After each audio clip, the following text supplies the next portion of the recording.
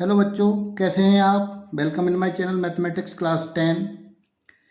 इस वीडियो में ICSE board के स्टूडेंट्स के लिए कॉमर्शियल मैथमेटिक्स के पोर्शन जीएसटी को डिस्कस करेंगे और मैं आपको सिखाऊंगा टैक्स क्या होता है, जीएसटी क्या होती है और किसी ट्रेड पर जीएसटी किस तरह से कैलकुलेट की जाती है। सबसे पहले समझेंगे टैक्स क्या होता है। टैक्स एक्चुअली किसी फैसिलिटी पर चार्ज लिया जाता है जो गवर्नमेंट द्वारा लिया जाता है, उसी को टैक्स कहा जाता है। जैसे अर्निंग मनी, यूजिंग असेट्स या गवर्नमेंट असेट्स, अवेलिंग फैसिलिटी, किसी तरह की फैसिलिटी गवर्नमेंट फैसिलिटी अवेल कर रहे हैं, गवर्नमेंट का कोई असेट यूज कर रहे हैं या मनी अर्न कर रहे हैं, तो इस पर जो चार्ज लिया जा रहा है गवर्नमेंट को, उसी को टैक्स कहा जाता है। जैसे एग्जाम्पल के तौर पर देख सकते हैं service tax like doing business, income tax earning money, house tax constructed building in authority area, किसी अथॉरिटी एरिया में जो बिल्डिंग कंस्ट्रक्ट की है उस पर जो सर्विस हाउस टैक्स आता है वो हाउस टैक्स बोला जाता है।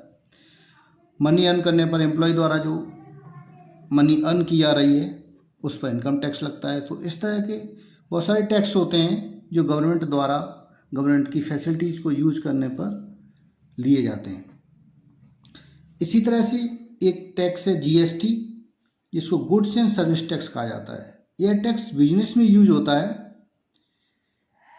और गवर्नमेंट द्वारा बिजनेस करने पर इम्पोज किया जाता है। यह टैक्स ट्रेडर और कस्टमर दोनों पर इम्पोज होता है, यानी इम्पोज फॉर डूइंग बिजनेस और trading.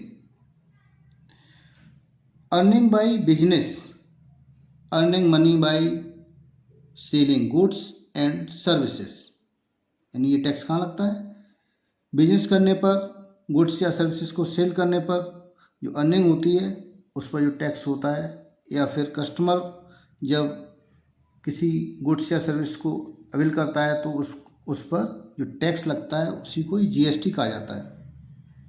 Tax over selling goods and services is called GST. Generally यह टैक्स गवर्नमेंट द्वारा दो तरह से कलेक्ट किया जाता है। उसी के अनुसार टैक्स दो तरह का हो जाता है, जैसे डायरेक्ट टैक्स और indirect tax. Direct tax directly paid to government by the trader और customer, like income tax, house tax. इसी तरह से indirect tax indirectly paid to government. For example customer paid to trader and trader paid to government. यहाँ पर जो GST एक indirect tax है जो किस तरह से कलेक्ट किया जाता है। जब कोई ट्रेडर गुड्स या सर्विसेज को सेल करता है किसी कस्टमर को, तो वह उस सेल पर जीएसटी कलेक्ट करता है और वह बाद में उस जीएसटी को गवर्नमेंट को पे कर देता है। तो यहाँ पर जीएसटी पे की जा रही है कस्टमर के द्वारा गवर्नमेंट को, लेकिन वह डायरेक्टली पे नहीं कर रहा है। वह कस्टमर पे कर रहा है ट्रेडर को, ट्रेडर पे कर रहा है गवर्नमेंट को। तो यहाँ पर डायरेक्टली पेमेंट न करने के कारण इस तरह का टैक्स इनडायरेक्ट टैक्स बोला जाता है, जो कस्टमर डायरेक्ट गवर्नमेंट को पे नहीं कर रहा है, इनडायरेक्टली पे कर रहा है। इसमें कुछ जीएसटी समझने से पहले कुछ इंपॉर्टेंट टर्म्स हैं, जैसे डीलर और trader. Who buys goods and services for resale, वह पर्सन जो गुड्स और सर्विसेज को रीसेल के लिए परचेज करता है और मुनाफा कमाता है, उसको डीलर या ट्रेडर कहा जाता है। उसी तरह से wholesaler sells on profitable price. Lot amount में जो गुड्स और सर्विसेज को सेल करता है एक डीलर को प्रॉफिटेबल अमाउंट पर, जिससे कि डीलर उसमें कुछ कमाई कर सके, उसको होलसेलर कहा जाता है। इसके बाद इंट्रा स्टेट सेल। सेल दो तरह की हो जाती है इंडियन स्ट्रक्चर के हिसाब से, इंट्रा स्टेट सेल और interstate sale. Interstate sale क्या है, जब कोई बिजनेसमैन किसी कस्टमर को किसी गुड्स या सर्विस को सेल करता है उसी स्टेट के अंदर जिसमें वह रह रहा है, यानी बिजनेसमैन भी उसी स्टेट का है और कस्टमर भी उसी स्टेट का है। तो जो इस तरह की सेल बोली जाती है वो इंट्रा स्टेट सेल या यूनियन टेरिटरी सेल। ये स्टेट हो सकता है या कोई यूनियन टेरिटरी हो सकता है, तो दोनों ही केस में इसको इंट्रा स्टेट सेल बोला जाएगा। इसी तरह से इंटर स्टेट सेल में क्या है कि बिजनेसमैन एक स्टेट का है और कस्टमर दूसरी स्टेट का है। तो बिजनेसमैन जब किसी गुड्स या सर्विस को किसी दूसरी स्टेट में सेल कर रहा होता है तो उसको इंटर स्टेट सेल बोला जाता है। अगला टर्म है input GST and output GST. Input GST paid by trader on purchase. इसी तरह से output GST, GST collected from customer on selling. तो दोनों में डिफरेंस क्या है? जब कोई ट्रेडर होलसेलर से गुड्स या सर्विस को परचेज करता है तो परचेज पर वह जीएसटी पे करता है। किसको? होलसेलर को। तो उस जीएसटी को बोला जाता है इनपुट जीएसटी। ये जीएसटी पे की गई है डीलर द्वारा होलसेलर को। इसी तरह से जब उस आइटम को डीलर कस्टमर को सेल करता है तो उस आइटम की प्राइस में कुछ अंतर आ जाता है, यानी डीलर उसको ज़्यादा प्राइस में बेचेगा। तो बढ़ी हुई प्राइस पर जो जीएसटी कलेक्ट की गई है कस्टमर से उसको बोला जाएगा आउटपुट जीएसटी। वह जीएसटी जो ट्रेडर पे कर रहा है होलसेलर को इनपुट जीएसटी बोला जाएगा, और वह जीएसटी जो कस्टमर पे कर रहा है डीलर को उसको आउटपुट जीएसटी बोला जाएगा। अब इस जीएसटी के अंदर दो तरह का टैक्स हो जाता है। जो टैक्स कलेक्ट किया जाता है कस्टमर से उसमें शेयर होता है सेंट्रल गवर्नमेंट या स्टेट गवर्नमेंट या दोनों का। तो जीएसटी में जो शेयर सेंट्रल गवर्नमेंट का होता है उसको central goods and service tax यानी सीजीएसटी के नाम से जाना जाता है। उसी तरह से स्टेट या यूनियन टेरिटरी का जो शेयर होता है उसको स्टेट और union territory goods and service tax SGST या यूटीजीएसटी बोला जाएगा। अब ये शेयर किस तरह से डिवाइड होता है वो डिपेंड करता है कि वह सेल इंट्रा स्टेट सेल है या इंटर स्टेट सेल है। जैसे इंट्रा स्टेट सेल को समझ सकते हैं, किसी सेल पर जो टोटल जीएसटी कलेक्ट की जाती है इंट्रा स्टेट सेल में, वह जीएसटी डिवाइड हो जाती है दो पार्ट में। उसका आधा पार्ट जाता है सेंट्रल स्टेट को, इसको सीजीएसटी बोला जाता है, और आधा पार्ट जाता है गवर्नमेंट या यूनियन टेरिटरी को, जिसको एसजीएसटी या यूटीजीएसटी बोला जाता है। इसी तरह से इंटर स्टेट सेल और इंपोर्ट और एक्सपोर्ट पर जो जीएसटी कलेक्ट होती है उसको कंबाइंड रूप से इंटीग्रेटेड जीएसटी या आईजीएसटी कहा जाता है, और इसमें केवल शेयर होता है सेंट्रल गवर्नमेंट का, और वह सीजीएसटी के रूप में टोटल जीएसटी जो कलेक्ट की गई है सेल पर वो सीजीएसटी के फॉर्म में सेंट्रल गवर्नमेंट को जाएगी। इसके बाद देखिए बहुत ही इम्पोर्टेंट टर्म है जीएसटी वैल्यू एडेड टैक्स। ये किस तरह का टैक्स है? उससे पहले हम समझेंगे वैल्यू एडिशन। ये वैल्यू एडिशन क्या है? Money earned by selling A goods और services.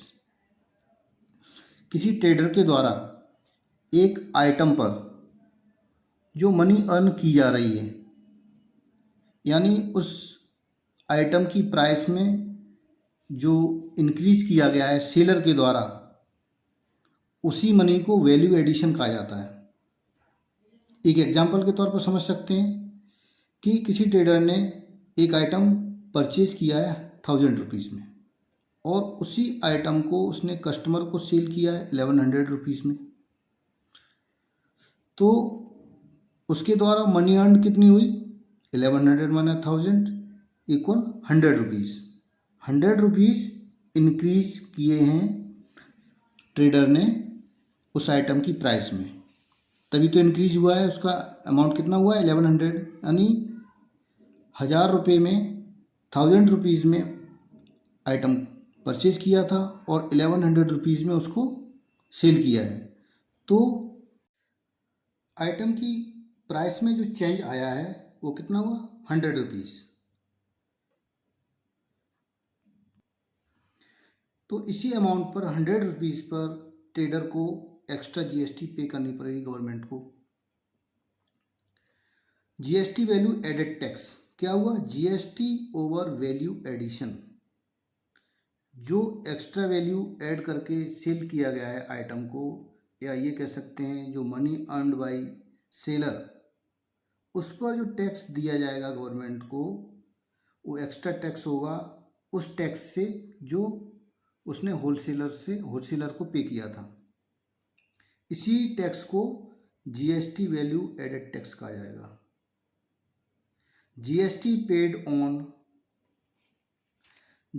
Paid on earned money by trader, यानी जितनी अमाउंट ट्रेडर ने अर्न की है उस आइटम पर, उसी अर्न मनी पर जो टैक्स पे किया जाएगा ट्रेडर द्वारा गवर्नमेंट को, उसी को कहा जाएगा GST value added tax.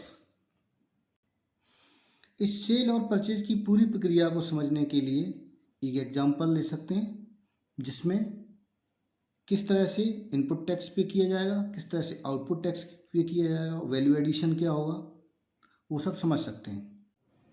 Suppose एक ट्रेडर एक आइटम ए परचेज करता है 1000 रुपीज़ में, और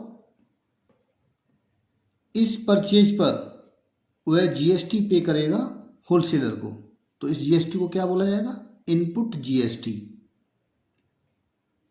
मीन्स जब ट्रेडर होलसेलर को परचेज पर जीएसटी पे करता है तो इसको इनपुट जीएसटी बोला जाता है। और यहाँ पर मान लीजिए जीएसटी का रेट उस आइटम पर 5% है, तो ट्रेडर द्वारा होलसेलर को जीएसटी पे की जाएगी, वो कितनी होगी 1000 मल्टीप्लाई 5/100, यानी 5% जीएसटी 1000 रुपीज़ पर 50 रुपीज़ आएगी। ये जीएसटी पे की जा रही है ट्रेडर द्वारा होलसेलर को, तो इसको क्या बोलेंगे, इनपुट जीएसटी। उसके बाद सेलर ने 1000 रुपीज़ के आइटम को 1100 में सेल किया, तो आइटम की प्राइस में कितना चेंज हो गया 100 रुपीज़, यानी 100 रुपीज़ इंक्रीज किया है। और ये अमाउंट किसको जाएगा, ये अमाउंट जाएगा ट्रेडर को, यानी ट्रेडर 100 रुपीज़ उस आइटम पर कमा रहा है। तो आइटम की वैल्यू में जो एडिशन हुआ है वो हुआ 100 रुपीज़। अब जब ये सेल करेगा कस्टमर को, तो कस्टमर से कितनी जीएसटी कलेक्ट करेगा, GST collected from customer by trader equal to 1100 multiply by 5/100। ये 5 क्या है, रेट ऑफ जीएसटी। किसी आइटम की रेट ऑफ जीएसटी में चेंज नहीं होता है, चाहे वो ट्रेडर परचेज कर रहा हो या कस्टमर परचेज कर रहा हो। ऑल ओवर इंडिया उसका जीएसटी रेट एक ही रहता है। तो यहाँ पर जीएसटी कितनी आई 55 रुपीज़। अब यहाँ पर देखिए जीएसटी 55 रुपीज़ आई है, यहाँ पर जीएसटी थी 50 रुपीज़। ये चेंज किस लिए आया है, क्योंकि उसकी वैल्यू में इंक्रीज हो गया है, आइटम की वैल्यू में इंक्रीज हो गया है। 100 रुपीज़ के इंक्रीज की वजह से यहाँ पर जीएसटी में डिफरेंस आ गया 5 रुपीज़ का। अब क्या होगा, ट्रेडर गवर्नमेंट को कितना पे करेगा, क्योंकि इस 50 रुपीज़ में से ट्रेडर 55 रुपीज़ में से 50 रुपीज़ ट्रेडर ऑलरेडी पे कर चुका है जब उसने परचेज किया था। आइटम के परचेज पर 50 रुपीज़ पे कर चुका है। अब जो एक्स्ट्रा 5 रुपीज़ है वो अब पे करेगा directly to government. Trader will now pay to government. उसको कैलकुलेट कैसे करेंगे, आउटपुट जीएसटी, यानी जीएसटी जब उसको सेल किया है माइनस इनपुट जीएसटी जब उसको परचेज किया था। तो ये कितनी हुई 55 माइनस 50 इक्वल टू 5 रुपीज़। इसको क्या कह सकते हैं, GST on earning by trader, GST on value addition, GST on earning by trader, GST on value addition. यानी जो वैल्यू एडिशन की वजह से जो एक्स्ट्रा जीएसटी आई वो कितनी है 100 मल्टीप्लाई 5/100 5 रुपीज़, 5 रुपीज़। तो आप ध्यान दीजिए इस पूरे सॉल्यूशन में आप ये सीख सकते हैं कि जब भी ट्रेडर आइटम गुड्स या सर्विसेज को परचेज करता है तो वह जीएसटी पे करता है होलसेलर को, और उस जीएसटी को बोला जाता है इनपुट जीएसटी। और जब उसी आइटम को कस्टमर को सेल करता है तो जब जो जीएसटी कस्टमर से कलेक्ट करता है उस जीएसटी को बोला जाएगा आउटपुट जीएसटी। और उन दोनों का डिफरेंस जो आता है ट्रेडर उसी अमाउंट को गवर्नमेंट को पे करता है। ओके। इसके अलावा ये भी ध्यान देना होगा कि वो किस तरह की सेल है। अगर सेल इंट्रा स्टेट है तो इसी जीएसटी का 50% जाएगा सेंट्रल गवर्नमेंट को और 50% जाएगा स्टेट गवर्नमेंट या यूनियन टेरिटरी गवर्नमेंट को।